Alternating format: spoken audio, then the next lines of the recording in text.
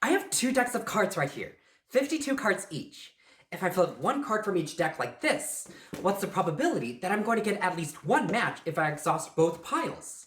Let's find out, but first, pause here and make a guess.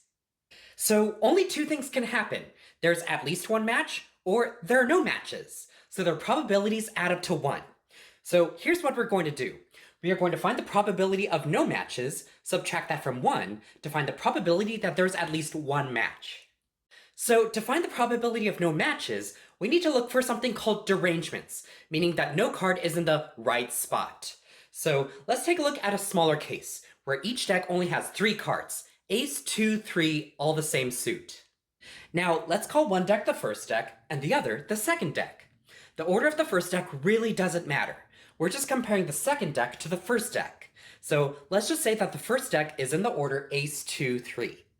Now, for the second deck, there are 6 different ways of ordering these 3 cards, and 2 of them are derangements of the first deck, where there are no matches. So with 3 cards, there's a 2 in 6 chance that there are no matches. Now, luckily, we have a formula for the number of derangements of n objects.